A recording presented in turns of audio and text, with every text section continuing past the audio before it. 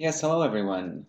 I think we're getting started. Luca's given me we're ready, so we'll get right into it. Welcome to Managing with Positive Psychology, a webinar brought to you by PMI Montreal and myself, Jason Potvin. I will be your presenter today. I'm really looking forward to sharing these new tools that I came across in my journey with all of you, so that you can hopefully work on them and implement them right away and have benefits to your workday in reference to well-being, in reference to having a little bit less of a stressful day and smiling more while you're delivering.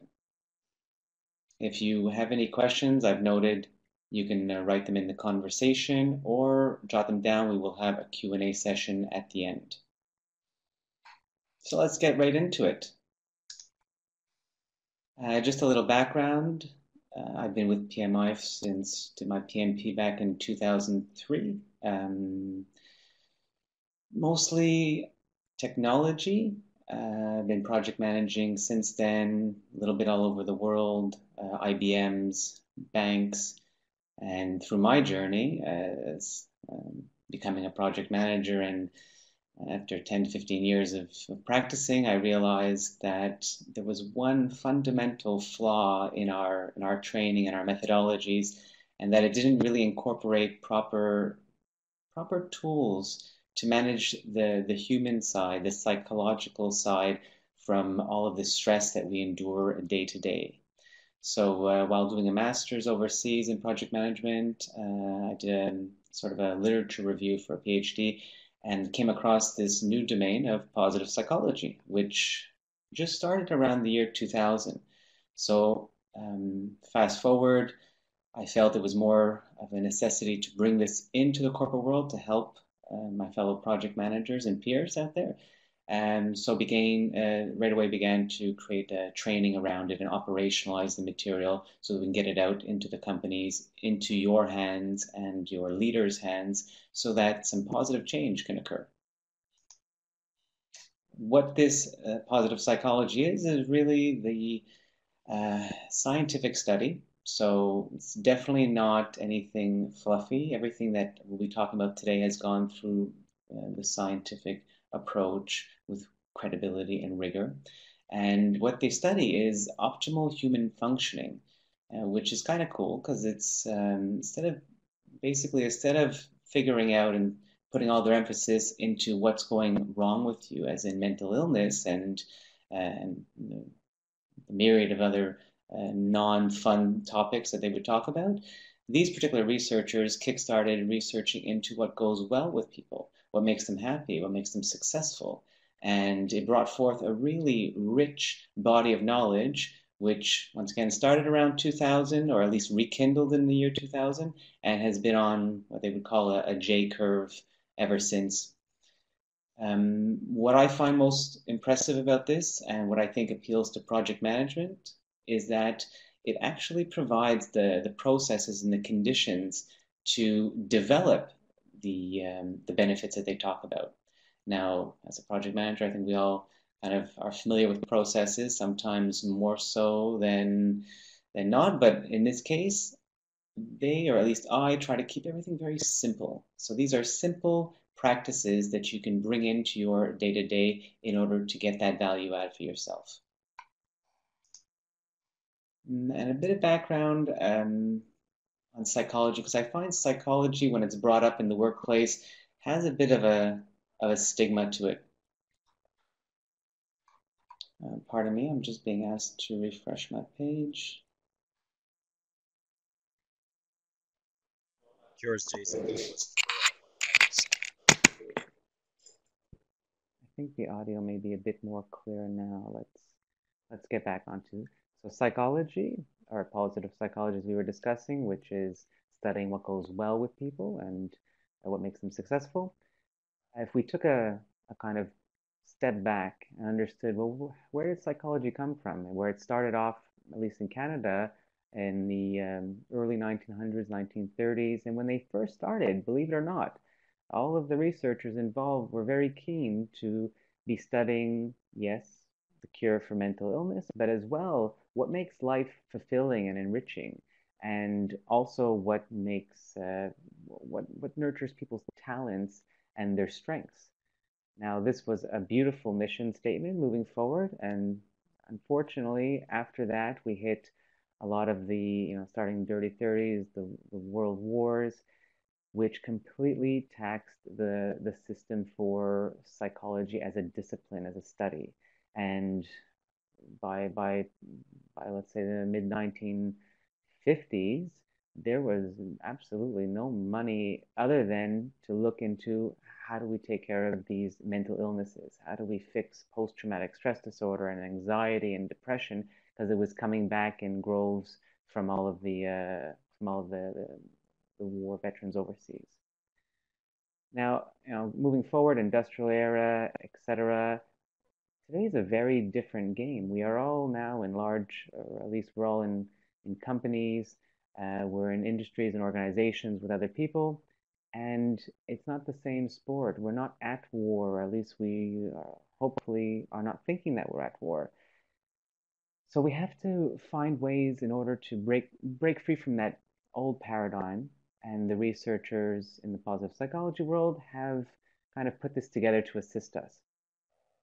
One fundamental, um, I guess, key takeaway I always like to share with my participants in my training is that there's something we need to be aware of at a biological level, at a psychological and biological level. We are geared towards what is called a negativity bias.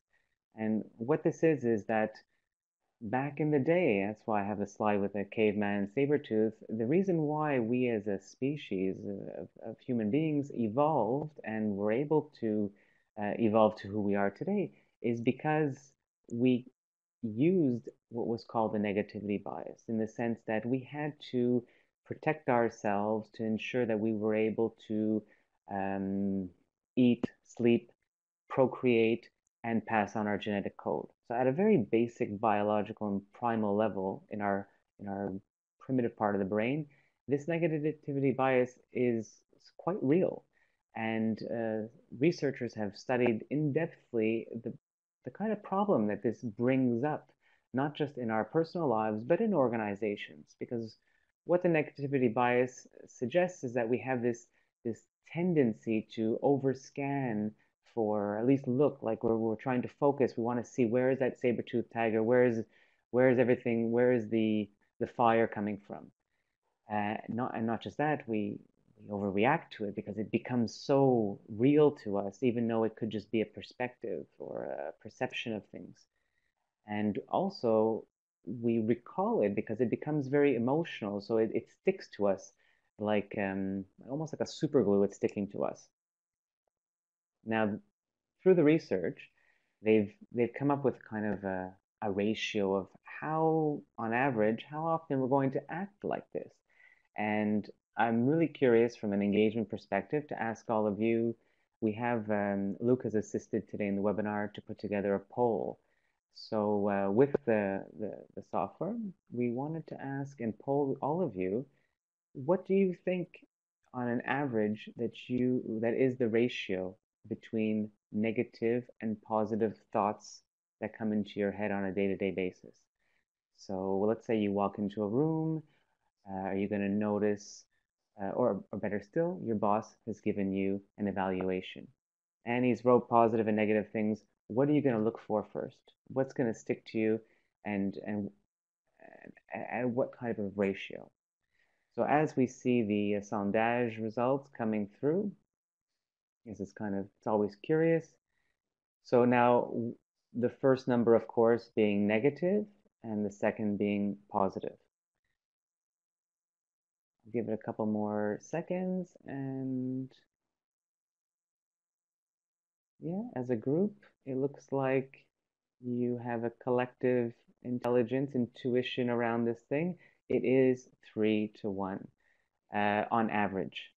So what this means is that you'll walk into a meeting room with your peers or your manager, and in a discussion, if you're not self-aware and you're not in a good mental place in the sense of calm and content with moderate positive emotion, you might be more susceptible to listen in for these key words or key phrases that you may interpret as negative, or it could be threatening to your job or your position or your status or etc. Now, what this means is it creates a whole new perspective for you. You can sometimes maybe you can reflect on times where other people misunderstood things. They were listening in and they developed a different perspective, a more negative perspective. Sometimes we'll call this pessimism, but it's not exactly the same thing. Um, so what we try to do is kind of engage ourselves to do the opposite, kind of gamify it a bit and look for the positives. Look for, try to train your ear to go in and hear for that, or train your eyes to look for that in order to bring it back to a balance. Um, in a kind of cool thing that I add in is that on average, as a person, it's 3 to 1. But actually, when you're in a relationship with someone, as in a love relationship with your partner, etc., the potential for the negativity bias does go up to 5 to 1. So it's even more important to be calling out to your partner, or your spouse, or whomever, and calling out their, what they did nice for you, what you appreciate about them, because the intuitive side could be nagging on all the things that weren't done or that you're not appreciating. So thank you for participating in the sondage. We're going to move on to the next slide. The big takeaway here that I can share from the research, there's really two huge takeaways, and they're very simple. Other people matter. And I think, once again, intuitively, we do know this. Whether it's exemplified at the office, whether we ourselves lead by example in this particular case, I won't talk about that, but I think we all know that other people do matter. The second is that happiness creates success. Now, this was a wonderful kind of nugget, golden nugget that came out. They always understood that people who were successful were happy. But what they didn't know was that this causal relationship was actually bidirectional. So people who experience higher levels of happiness actually create success as well. So there's this opportunity, if you will, to still be very successful in life, but not having to sabotage your happiness. And I do believe that there are belief systems out there where, you know, you have to sacrifice all of that. There's no fun here. There's no play. There's no, why, if you're happy, you're not working hard enough, or there's something wrong with you, or you're just slacking off. And what this science is doing is challenging that. So, from a happiness perspective, which there's actually a sub-branch of science of happiness, which is quite interesting, we do know that positive emotion has a correlative effect on raising your level of happiness, which, I mean, I think we all can understand that. If we're out, we're having a bad day, we go out for lunch with a best friend, and that best friend fills us with kind of really good times, good chats, reminisce and savoring old experiences. Slowly but surely, we're now buffering ourselves up with what we call positive emotion. And this positive emotion has direct causal correlation with raising our happiness levels. So we as individuals absolutely can feel more empowered to toggle this up and down once we're aware of it, and once we kind of create positive habits about it. What you'll notice in today's webinar is that nothing is rocket science. There's nothing I'm going to come out that's hugely technical. However, it is still a science, and the simplicity factor is what's so important, because when it's simple, that's when it's really powerful. But simple is not easy. There's definitely, that's a different definition. So what is challenging about this is actually incorporating it into your practices, either at home or at work, on a daily basis, weekly basis, etc. It's that creation of the habit, because you can imagine after years and years, the brain in itself is plastic, and or plastic, there's brain plasticity that allows you to create new pathways as we move on, but there's also shortcuts, mental shortcuts that it'll constantly take. So these shortcuts over and over kind of become like an addiction where, you know what, you go into the office and you've accepted that you're going to feel bad. You accepted that everything is stressful at work and you're not ready or willing to do anything about it. What we're trying to do, or at least what I'm trying to do, is inspire you to kind of take back control of that and give yourself some more tools so that you can get through the day smiling more while you deliver. The benefits of project benefits specifically for project managers. So what I've done is kind of looked into all of the benefits in general, and with my project management background, kind of assimilated what's really in it for us PMs. And I can tell you definitively that the biggest added value decreases your stress levels.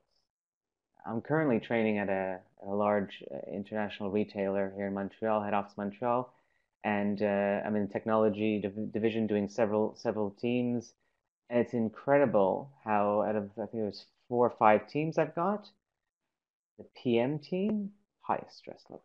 It's just fascinating how we haven't in our methodology, in our trainings, whether it be a PMI, whether it be master's level, whether it be PhD level, that material is not necessarily there. It's assumed that we're going to learn that on our own.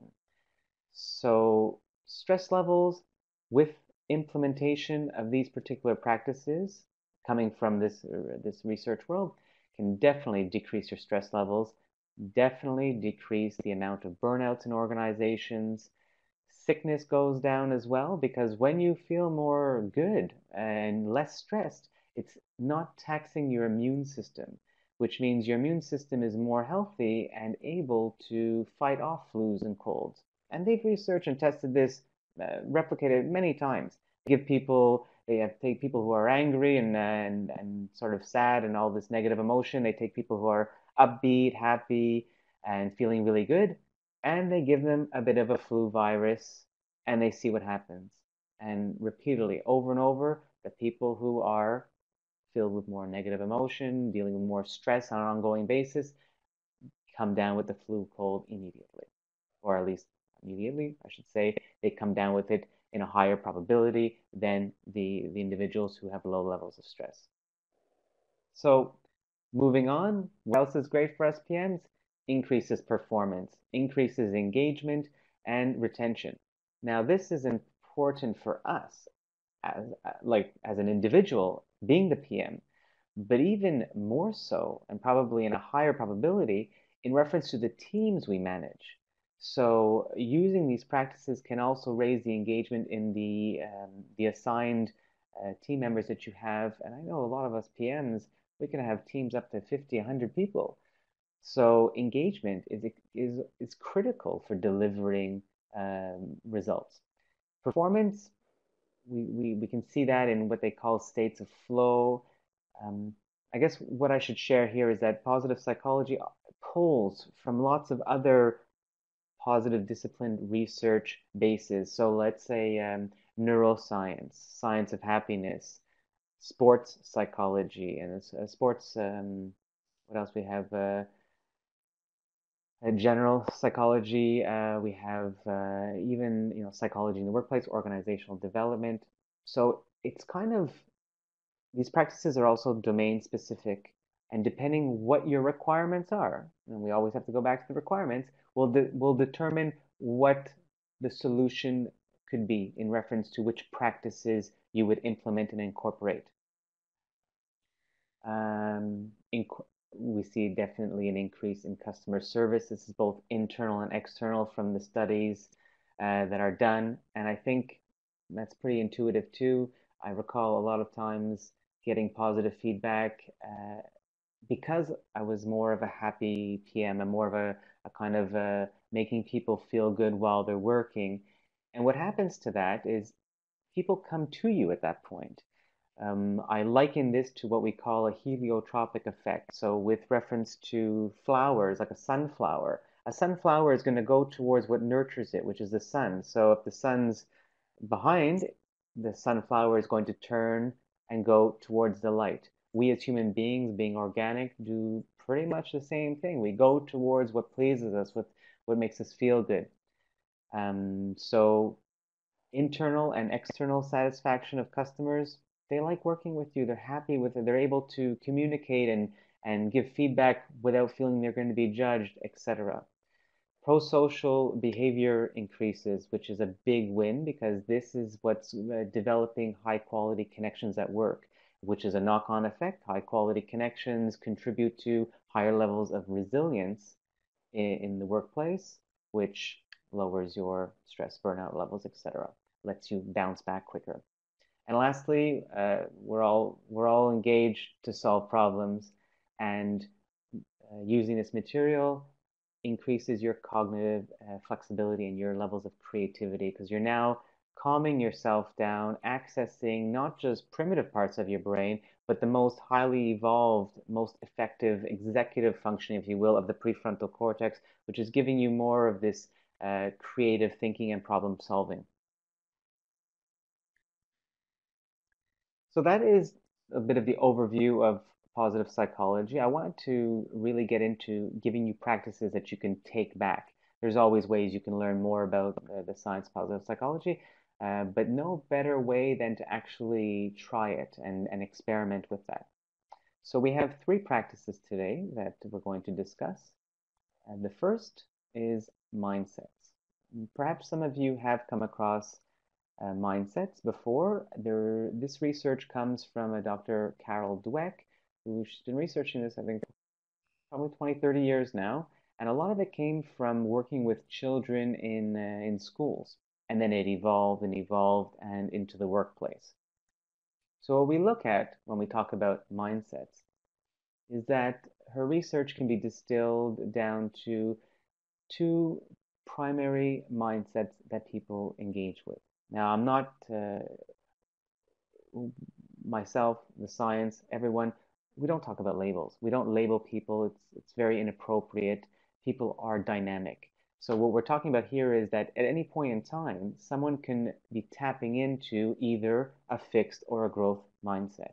And this is also domain specific as well, in the sense of you can have a fixed mindset at work and you can have a growth mindset at home, or a fixed mindset in working in playing games, but a growth mindset in doing working on goals. So it's more about the self-awareness and asking yourself at any particular time, what kind of mindset am I using? So we can look to the slide here to get a bit more details as to how do we identify either of these mindsets. Now, from the research of Dr. Dweck, we see that the fixed mindset, they're really about looking intelligent above anything. And I think you can understand or relate to think of someone that you've met who, you're trying to be polite, they made an error and you want to tell them about it, but they can't even accept the fact that they made that error and they're pretending that it wasn't an error, that it was on purpose. They just want to look smart or look good. Um, that's because they are at that point in time tapping into a fixed mindset which is rooted in judgment. So they're judging themselves, they're judging how you are taking them, etc. They're also going to be more prone to avoid challenges because challenges might allow them to make mistakes and they're not necessarily comfortable in that space. They're going to give up and avoid obstacles easily because the challenge is too large and it's going to have to make them work at something and accept that they are incorrect or that they do have something to learn. And that becomes a bit challenging. So the whole concept here. Uh, Also, I laughed because at a recent training, somebody, when I talked about mindset, said, I think this is a complete waste of my time. And I said, I thank you for that because it was a perfect segue. That's exactly a good example of someone using a fixed mindset where they see that, nah, it's pointless. I mean, yeah, it's fruitless for me to even go there, but they wouldn't know because they never actually tried. You'll also notice that they'll ignore feedback. They're not necessarily interested in hearing anything out because it's not part of their plan. It's not part of their direction. And lastly, which is I think very disruptive in the organization, is they're threatened by other people's success. And we know that when people are threatened or perceive they're threatened, they kind of start to go a bit primitive and they're not using their higher functions. They can be doing things like sabotaging and actively taking people down, etc. Now we move on to the growth space, the growth mindset, where this mindset is kind of like people who really see everything as able to be developed. They've been there. They're like, no, no, one step at a time, we can get there. You would hear people say, it's a learning opportunity. I get to try something new. They are going to continue with more persistence when they have obstacles because they understand. They understand the obstacle is just a means to an end in order to learn and develop. This allows them to embrace challenges easier as well. And any effort that they keep putting in, they understand it as going towards being the best at what they're trying to be, a self-mastery journey. They're also open to constructive criticism because they're wanting to hear feedback so that they, in a continual feedback loop, can improve themselves. And lastly, they're inspired by their people's success. It's kind of like, they can do it, I can do it, they're able to develop, I'm able to develop, etc. So when we have our project teams in front of us, uh, I'm really certain that everyone on this call, the PM out there, can actually identify at any particular time when one of these two mindsets are being engaged by the employees. And this is where it becomes a very useful tool. As a PM, we also have a coaching hat that we need to wear, and getting to the root of these problems earlier will help us gain more value quicker. When you ever need to reflect on this or discuss it, I can distill it down to even an easier kind of analogy. Fixed is a stone.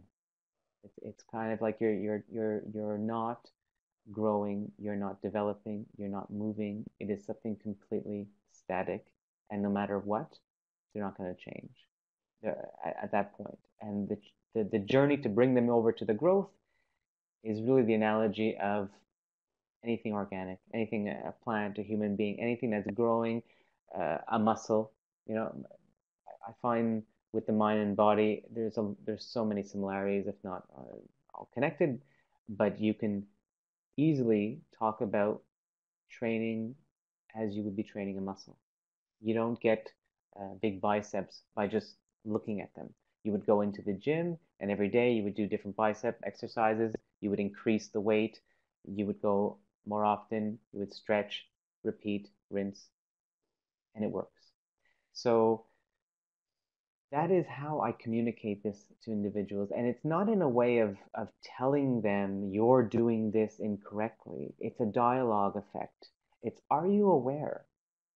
And chances are they're not aware because we go into a kind of automated state and we're just doing things without realizing it. And after a light conversation of just bringing them back and asking them, to be more curious about this growth, you'll be very surprised to see the reactions. I liken this to an example with Albert Einstein. He has a very famous quote that if you judge a fish by climbing a tree, he'll think he's an idiot his whole life. And I find this happens repeatedly in the office where it's coming out of a standardized system, everyone's in a box, and no matter what your talents are, you're being judged against X or Y or Z as opposed to being judged, or forget judged, as opposed to being nurtured for the strengths and talents that you can bring to the organization and doing things in your way because we are all unique. Uh, and this cartoon explains that perfectly. So interesting research tidbits that came out that are benefits for project managers here is that the ability to improve with proper investment of effort. So I think it was maybe around 30% improvement by people who continue to encourage and nurture growth mindsets. What I find most fascinating. and I can attest to it in my own experiences, is that individuals who have a growth mindset approach have clear accuracy when estimating, and we all need to estimate. We all need to forecast. So what I think about here is the individuals who have a fixed mindset, maybe they did a project once 10 years ago and they continue to forecast thereafter, but they haven't actually done the work since then. They haven't actually gone through perhaps the new technological challenges out there, perhaps the new psychological challenges, physiological, whatever. Things change. And if you're still fixed in the past, you're going to be estimating, most likely underestimating. This is where project's going to take a week, and then a week goes by and you've only got half through, and people are angry and upset and like, why didn't you get this done? You had a week. But where did this forecast come from? Did you include the time that someone may get sick during the winter? Did you include the fact that there was competitive resources for opposing priority projects? Did you include the development time to learn and adapt? Someone holding a fixed mindset isn't likely to do that. So a really cool benefit for PMs. This is a huge benefit for everybody, replacing judgment for curiosity. In a lot of my trainings, we'll cover judgment in reference to yourself. You know, one of the things we do is we hold ourselves back so much by our self-judgment. And in reference to this, it's thinking of it in more of a curiosity. So how can I learn from this? How can you do that better? How would you do this? As opposed to hearing what someone says and saying black or white. No, yes. Especially coming from a technology background, you deal with a lot of people who are zeros and ones, very binary. But life isn't binary. Life is anything but. It's very dynamic. And the more we understand that, the better we are to kind of adapt with this growth mindset. Curiosity is the antidote. Self-fulfilling prophecies, very cool. The individuals who are fixed saying, that's not going to work, that's not going to work, that's not going to work. And what happens? It doesn't work. Why? Because all of the actions that they could have taken to make it work, they did not. They saw it as fruitless effort. They saw, what's the point? It's not going to work, etc. And then the unfortunate thing is this reinforces their fixed mindset behavior because they say, you see, I told you it wasn't going to work. And it's really fascinating. The more when you come into when you start learning this information, you start practicing it, and you start seeing it kind of acting out in front of you, it's really empowering to know that you have more choices than you think. And even though the behaviors could be being exhibited by somebody else, as a peer, as a coach, as a manager, as a leader, whatever, you always have an opportunity to influence. It doesn't mean they're going to take it, but you can still attempt. Resilience is a very, very big topic nowadays. How do you get people to keep going and get back faster? Mindsets improve resilience in reference to having a growth mindset because you get knocked down with an obstacle. It's okay. You know it's part of the learning and development cycle. And lastly, empathy towards others. So let's say I see somebody who's working really hard to get this project done. Perhaps if I have more of a fixed mindset at that time, I would just disconnect, wouldn't care. It's their problem. It's not mine. Versus if I'm tapping into more of a growth mindset, I'd be like, wow, I remember how hard I worked to get my project out there. You know, and I can display some empathy, show some support in that perspective. So mindsets are really cool, and what we're doing now is giving you access to the actual tools that come from the research of Carol Dweck. Very simple. I only try to give simple stuff. Our days are complex enough.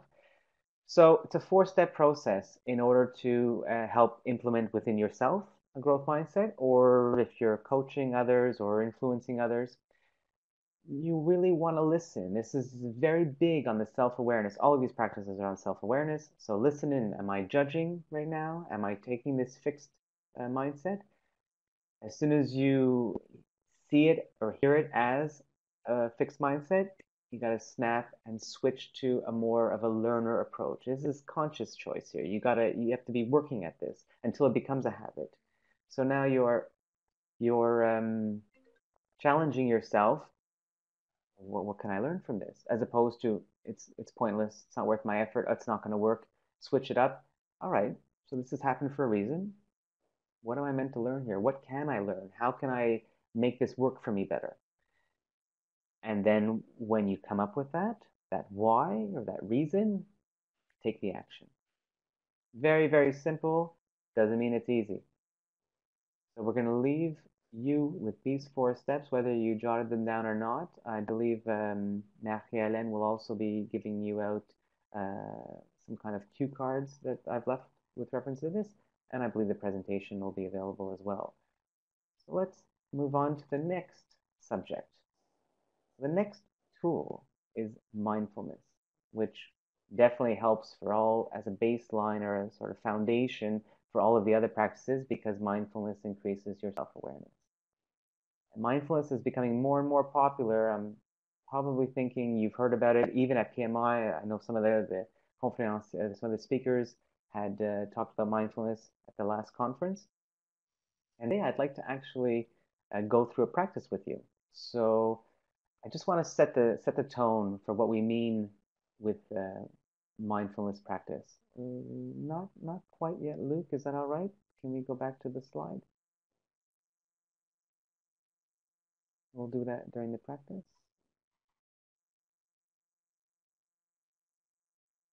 So what we're looking at is a concept of mindfully being present in yourself, in your body, but in a logical way. We're talking about moment to moment awareness, once again, without the judgment. And this is one of the biggest challenges. I think of one of the trainings that I had where someone did it for the first time and I said afterwards, asking for feedback, how was it? And they're like, it was really good for the first minute and a half. And I said, well, what happened after? He's like, well, then I heard someone coming through the corridor and I started thinking, what are they thinking I'm doing? They think I'm not working. And I said, so you started to judge. And this is the showstopper.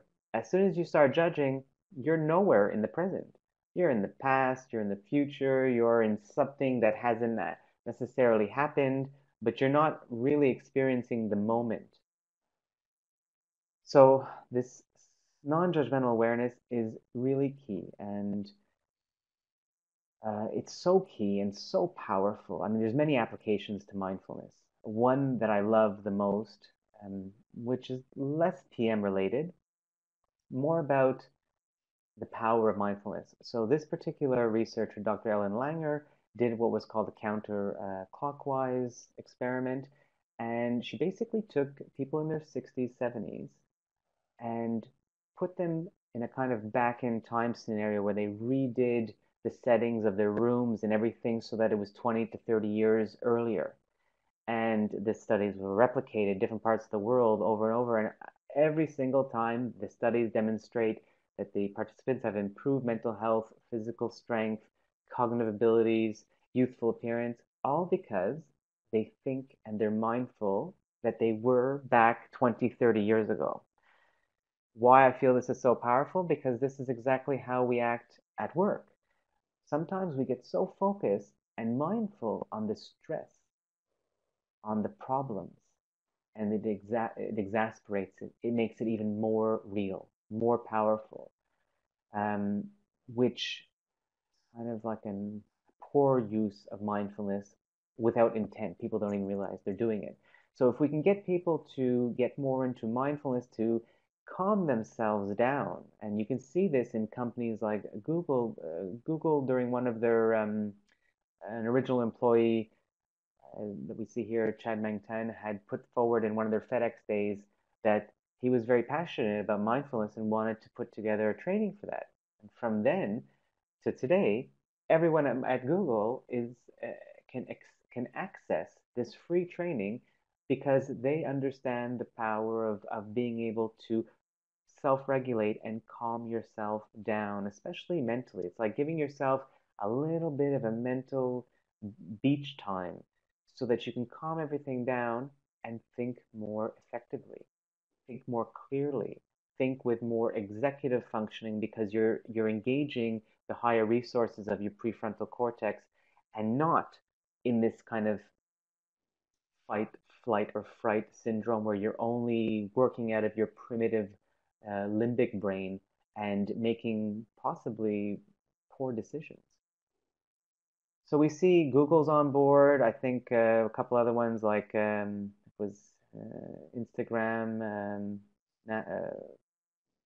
Yeah, what's cool now is it's coming a bit everywhere. So I'm looking forward to once the researchers get involved and start putting these names to the case studies.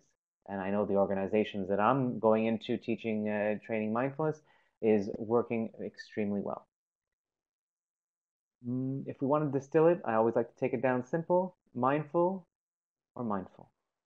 This is another cute card that you'll be receiving, and one of the CIOs I train printed this out, put it at his desk, and it acts as a kind of a memoir, a memory reminder to just calm it all down, calm down your mind, so that you are not freaking out and making, once again, poor decisions, but you're rather in a more relaxed state and taking charge and feeling better about doing it.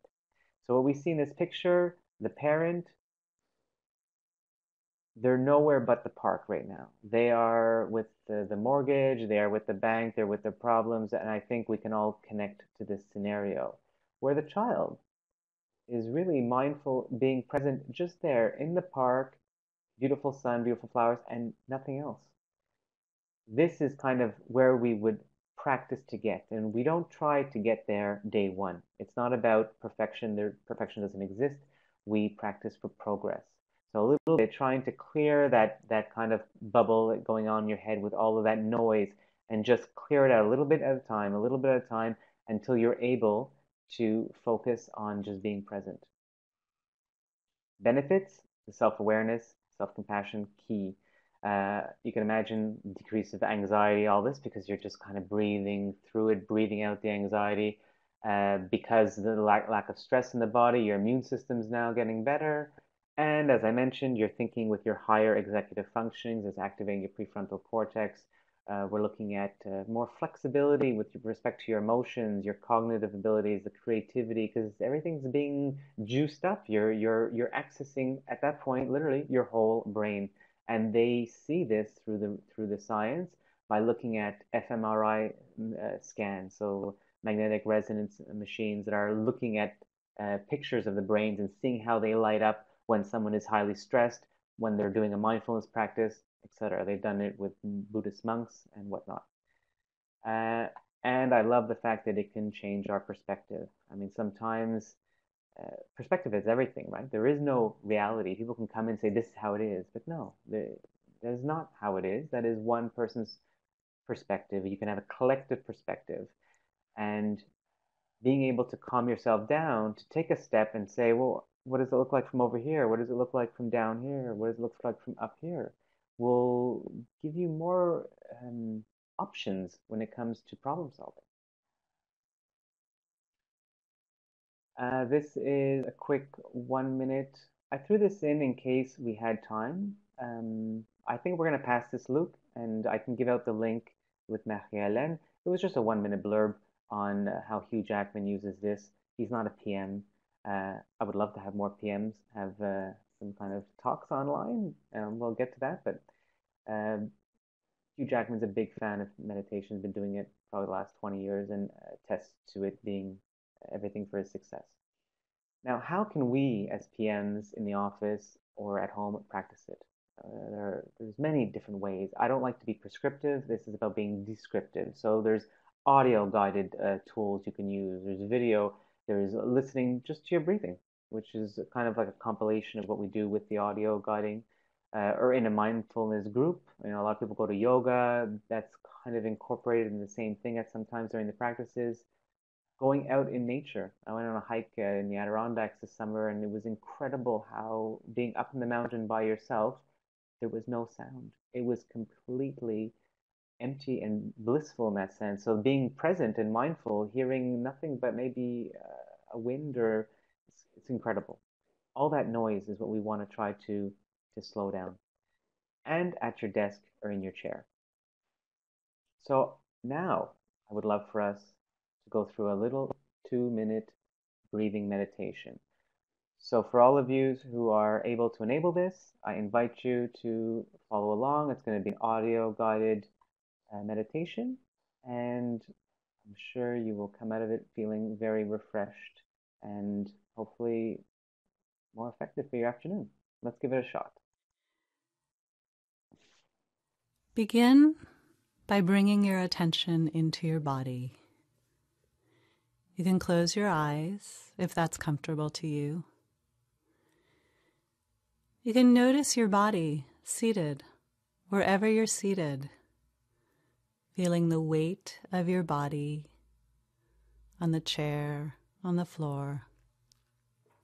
You can take a few deep breaths. And as you take a deep breath, bring in more oxygen, enlivening the body.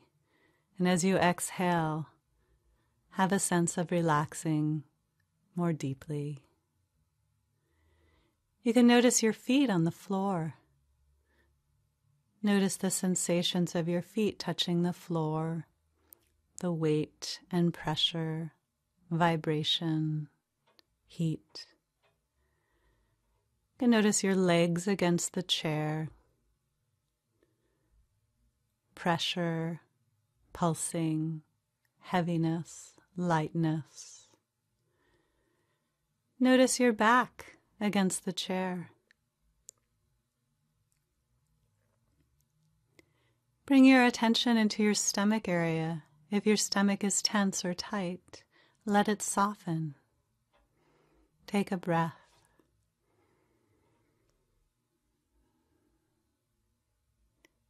Notice your hands. Are your hands tense or tight? See if you can allow them to soften. Notice your arms. Feel any sensations in your arms. Let your shoulders be soft. Notice your neck and throat. Let them be soft. Relax. Soften your jaw. Let your face and facial muscles be soft. Then notice your whole body present. Take one more breath. Be aware of your whole body as best you can. Take a breath,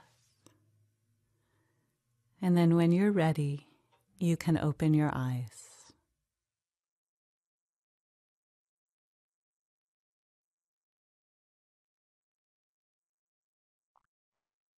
I do love doing that practice. This is one mindfulness practice. There have got to be billions out there. This, like all practices, you need to make it your own. So there are, maybe you like a particular voice, maybe you like it in a particular way. The concept is, hopefully how you feel right now is getting to that place where you are not with the problems.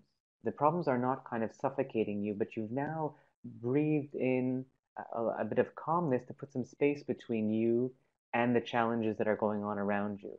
And you're clearing your mind. The way that this particular practice worked is it's doing a body scan, so it's bringing your attention into your body as opposed to where your attention could be on that red project at work, on the fact that your supplier is not giving you what they need, on the fact that you've missed your deadline, etc. You're bringing it just back to yourself. I would love to hear, maybe I see the Survey Monkey, that would be a great way to hear how you enjoyed that, how it worked for you, and hopefully, I'm happy to share that link. That was just a simple free one from UCLA. I can give that to Marie-Hélène as well.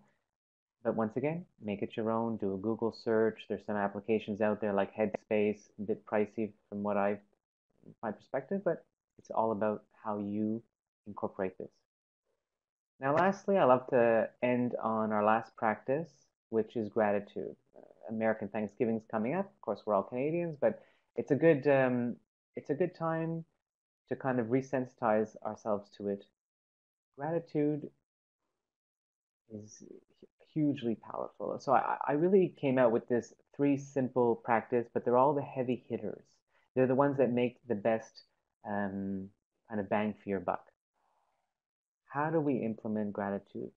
I don't mean to think that people don't know how to say thank you, but it's really sometimes a bit more than that. Language is important as well. But at an emotional level, I'm sure you can all relate to people having said thank you to you, but you didn't feel it. You didn't believe it was genuine or authentic.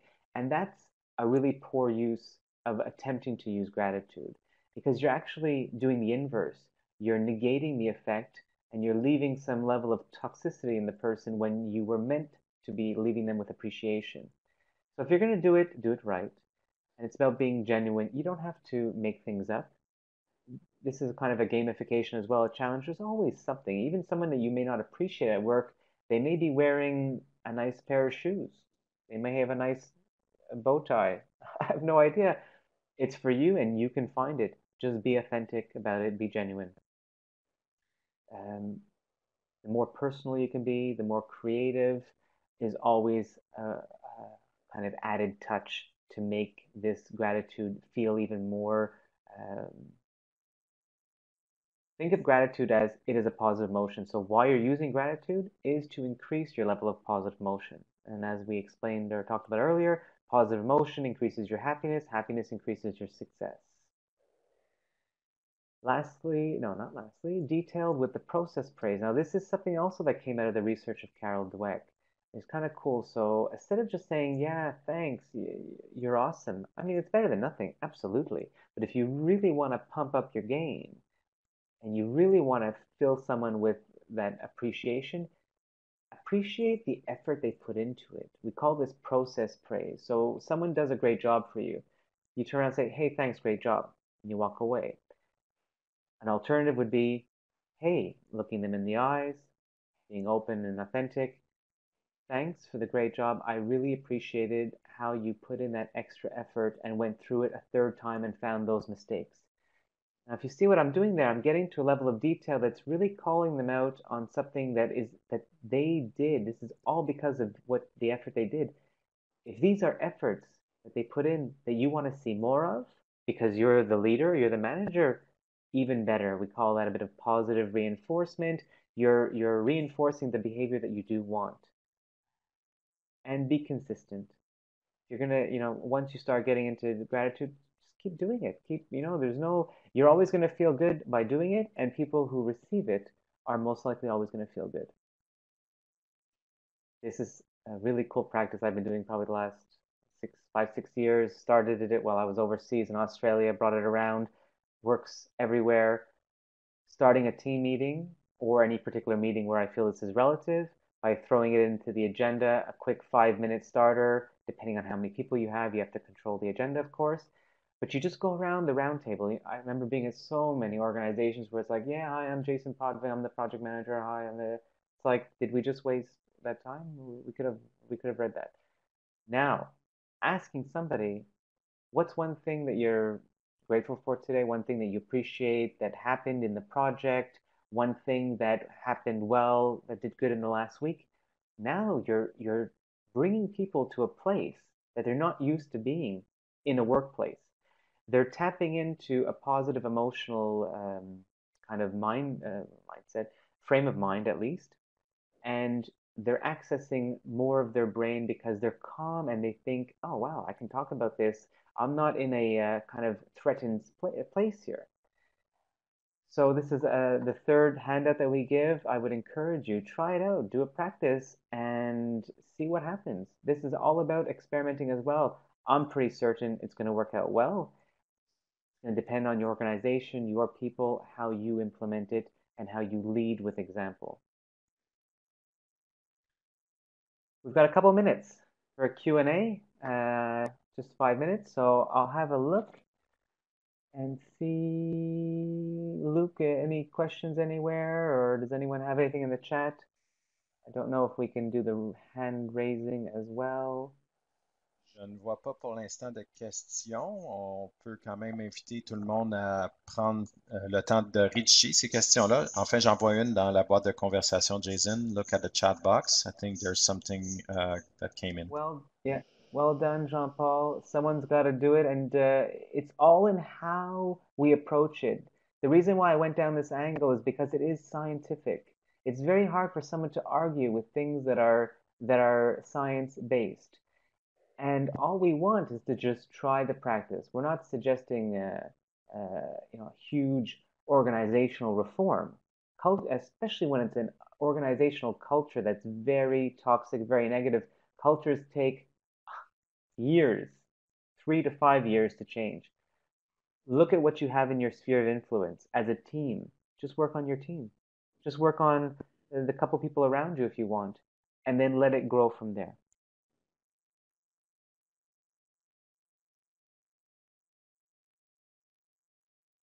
I see something from Mark.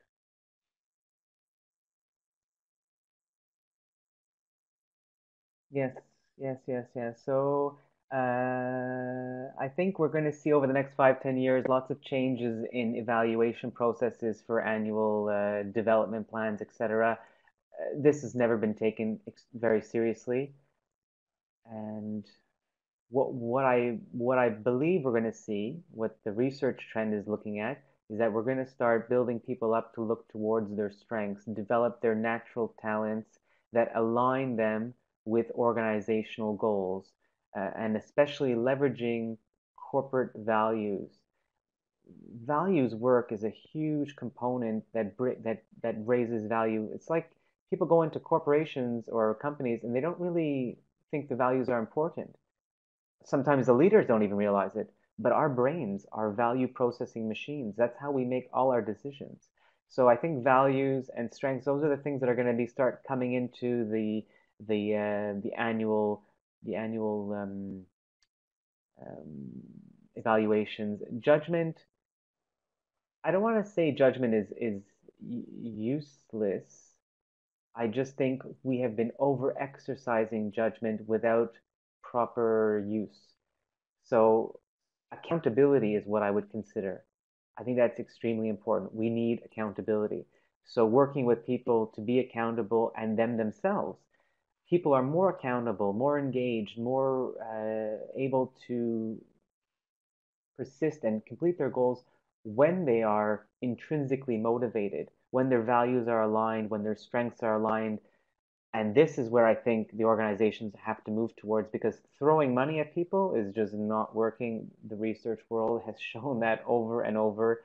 So I'm looking forward to the evolution of that. Thank you for that question. Honey, I'll do the last one. Gratitude, truth. Thank you. Thank you very much, honey. Better way of expressing gratitude, except for yes, yes. And there was a slide as well. I did like I really love doing the post-its like here with details. Merci Marie-Hélène for all your help setting up this webinar for our PMI community. It's like go the extra mile. Spend the extra 30 seconds and make it count. If that's what you really want to do, or else you're kind of wasting your effort. You're saying thanks and it's like going down the drain. In fact, I perceive it doing worse than that. I think you're offending people because they can sense it. It's like when someone says, "Oh, you have to start a conversation with what people are doing well and then talk about what they're not doing well." But people can sense if you're BSing that as well. Sometimes if it's a disciplinary discussion, it's just meant to be a disciplinary. Sometimes if it's nurturing, it's meant to be nurturing. It's not about crossing the cross communications and getting things confused. But we do want to work on our positivity bias, so I still invite people to get out what's going well more often. Yes, thank you, Marie-Hélène. Great. I think we're going to have to end there. I hope you all appreciate, I appreciate all of you. Sorry, I hope this helps all of you. That is my main intent with bringing this into the PM community. Kind of coming back, I myself hit stress levels that were ridiculous, and I don't think that we need to continue that way. So this is my sort of mission here. I invite you to fill out the survey so PMI Montreal can continue to give you these webinars that are adding value to you. And I do believe Marie-Hélène will be sending you out a PDF with just some call outs. And I think the slide deck will be available on the LinkedIn community. Yes, thank you all. Thank you, Fatima. Cheers, cheers. And thank you, Luke, for helping out. Couldn't have done this without you. Your software is amazing. Cheers.